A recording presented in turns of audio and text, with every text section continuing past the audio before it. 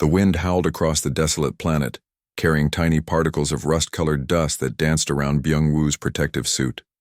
His boots crunched against the rocky ground, leaving faint tracks in the endless landscape that stretched, like a forgotten memory of emptiness. Byung-woo was not like other researchers.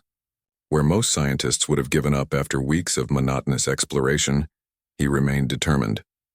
His latest mission was challenging, mapping an unexplored exoplanet in the outer rim of a distant solar system, a place where most human expeditions had failed before. The research team had been tracking unusual energy signatures for months. Satellite scans showed strange electromagnetic pulses coming from this specific region, something that didn't match any known planetary activity. Most of his colleagues thought it was a mistake, but Byung-woo believed differently. As the twin suns began to set, casting long shadows across the rocky terrain, something caught his eye. A rock formation looked slightly out of place, its angles too precise, its positioning too deliberate to be natural.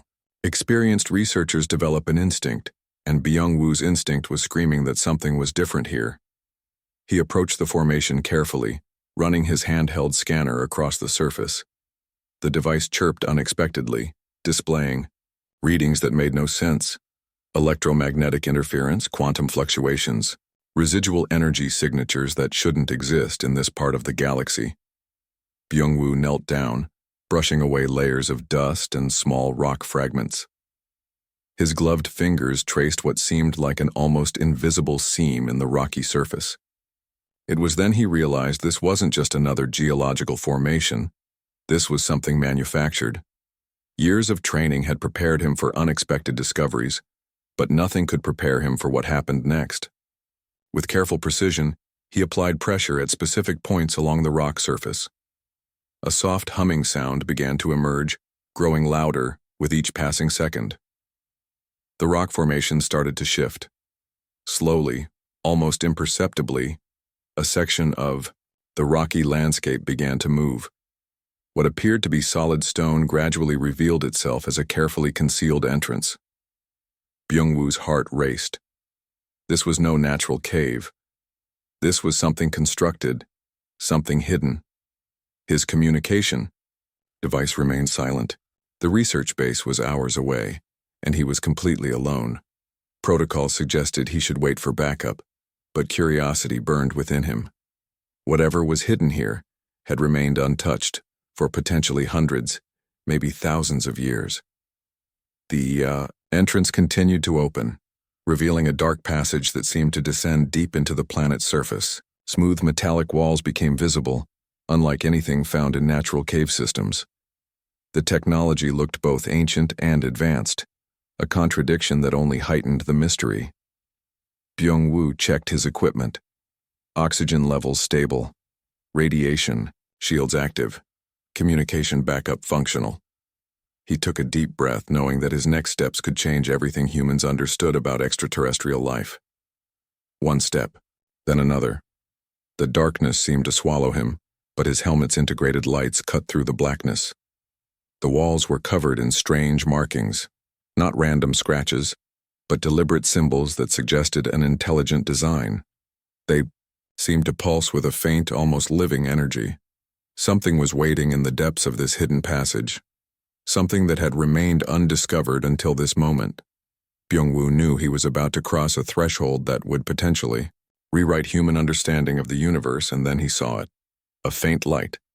A shape. Something that definitely did not belong to any natural geological formation. The discovery was just beginning. The soft blue light pulsed gently around the figure suspended in what looked like a crystalline chamber. Byung-woo moved closer, his breath catching inside his protective helmet. This was no ordinary discovery. This was something extraordinary. The alien woman looked almost peaceful, her skin a soft lavender color that seemed to shimmer with an inner light. Intricate biological circuitry traced delicate patterns across her skin, looking like living silver threads that moved and shifted even in her suspended state. She wasn't human, but she was beautiful in a way that defied simple description. Byung-woo's scanning equipment went crazy. Multiple readings flooded his display: biological signals, energy patterns, quantum fluctuations that made no scientific sense. Whatever this chamber was, it was far more advanced than any human technology he had ever encountered. He knew he couldn't rush. One wrong move could destroy years of potential research or worse, harm the being inside the crystalline suspension. His hands moved carefully, connecting specialized medical scanners to the chamber's exterior. Each movement was calculated, precise, learned from years of xenobiological training. The chamber responded to his touch. Soft vibrations began to pulse through its surface, almost like a heartbeat. The lavender-skinned woman's breathing changed, subtle at first, then more pronounced. She was alive, was impossibly, unbelievably alive after what could have been decades or even centuries. Byung-woo's communication systems remained offline. The cave's strange energy signatures were blocking all transmissions. He was completely alone with this extraordinary discovery thousands of miles from any potential human contact. Her eyes flickered first. Not human eyes. They were large, almond-shaped with irises that seemed to change color with each breath. First silver, then deep blue, then a shade of green that seemed to glow from within. When she finally opened them fully, the entire chamber hummed with energy, fear, confusion, curiosity.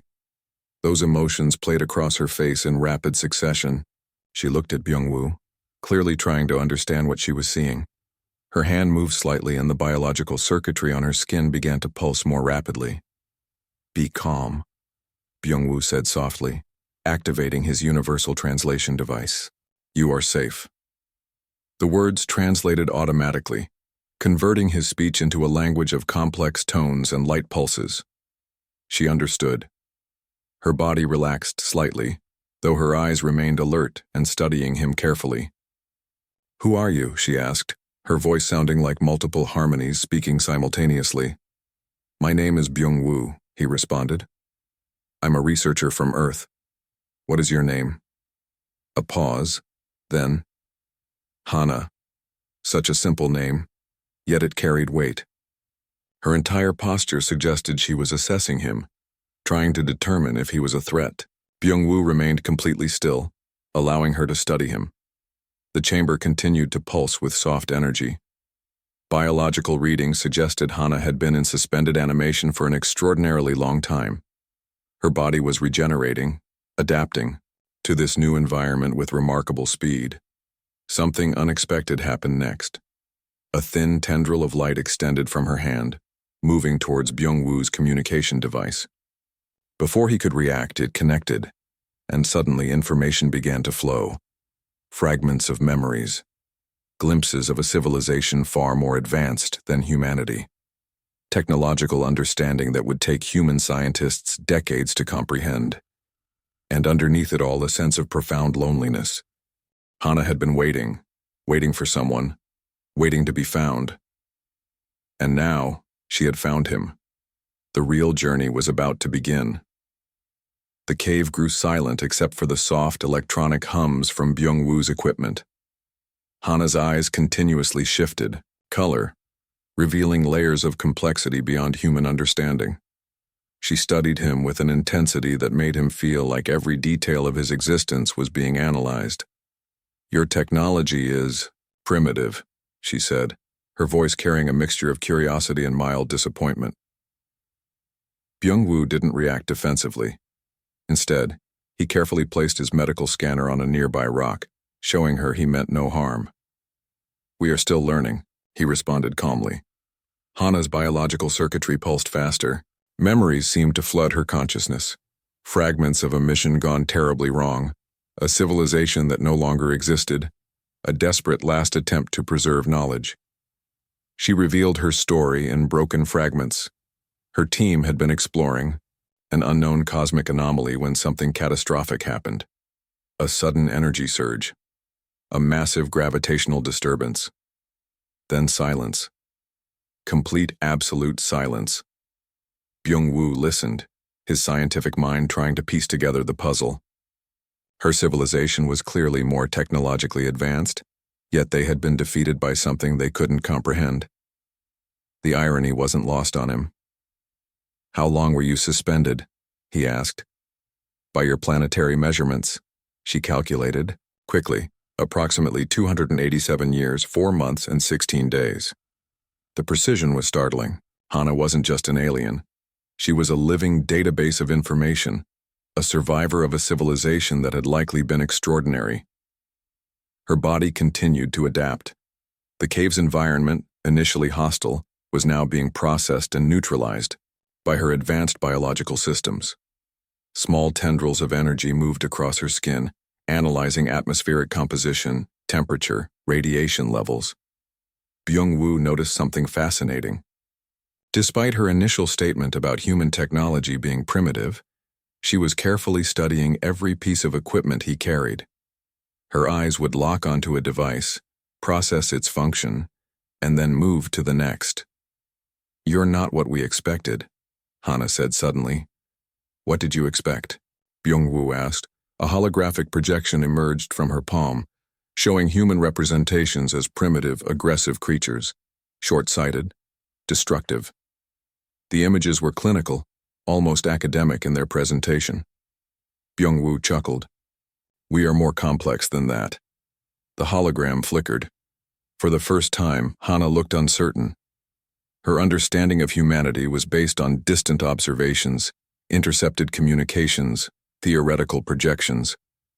But here, in this moment, reality was different.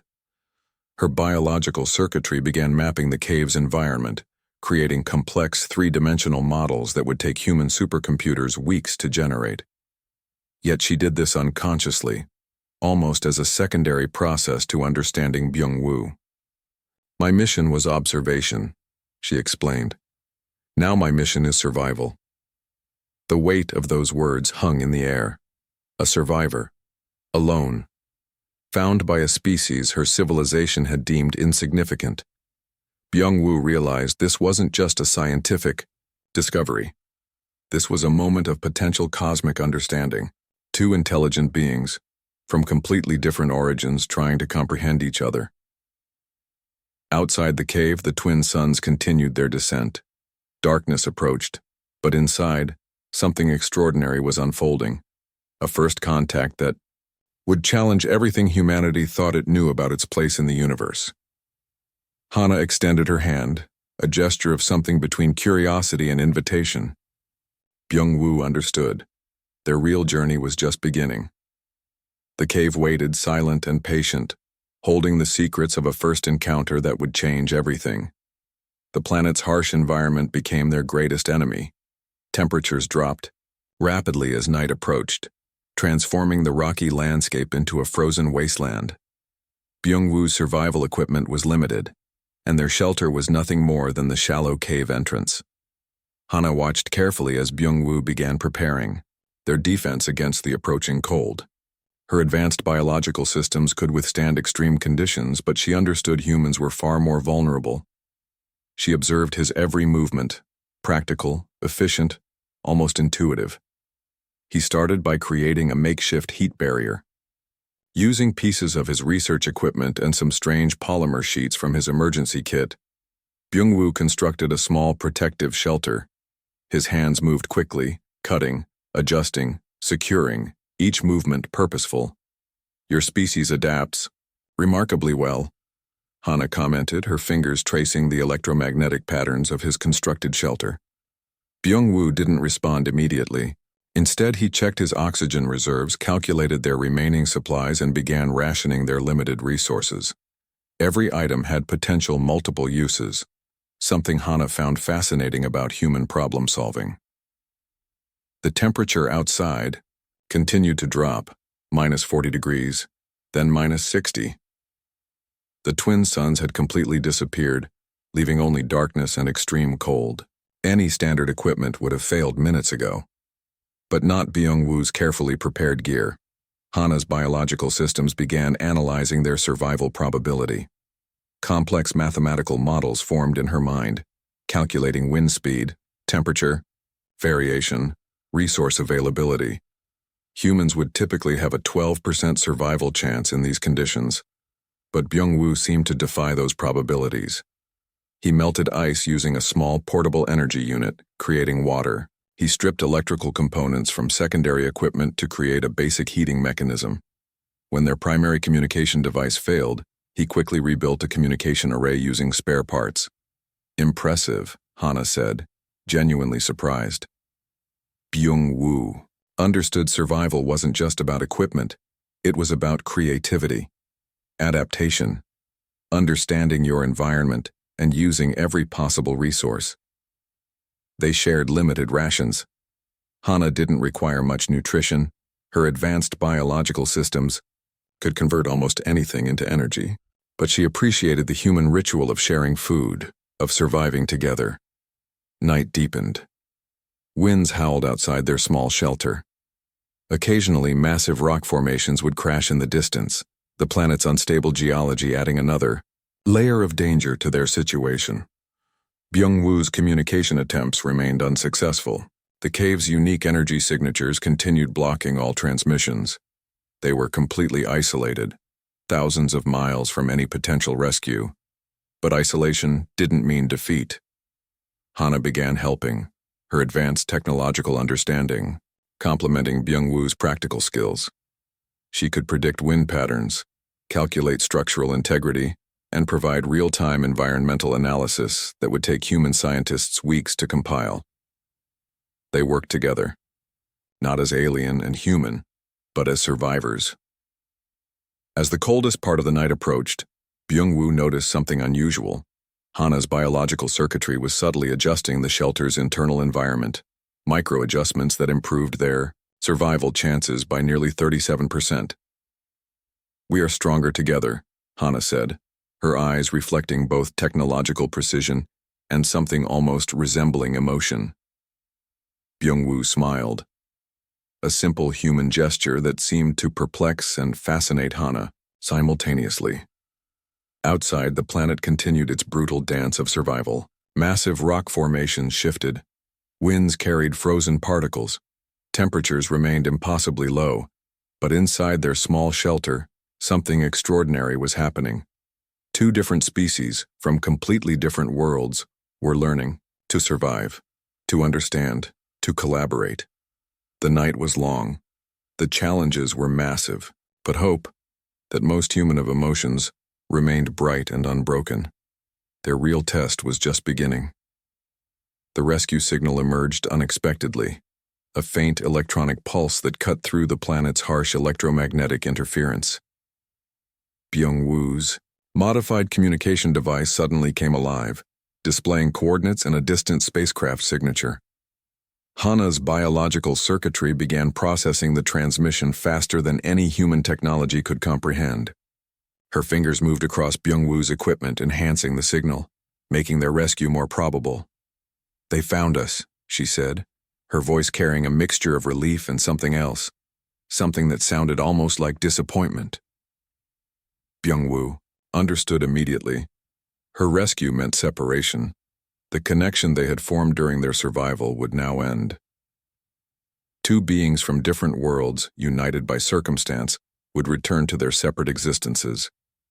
The approaching spacecraft carried human researchers.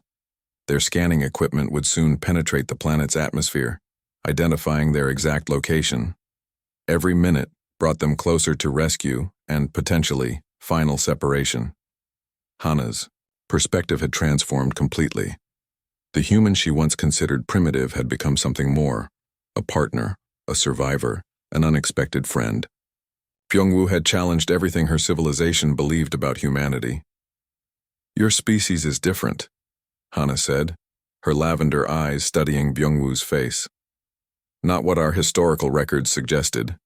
Byung-woo smiled, a simple human gesture that seemed to carry profound meaning. "We are always learning," he responded. Their survival had been more than just overcoming planetary challenges.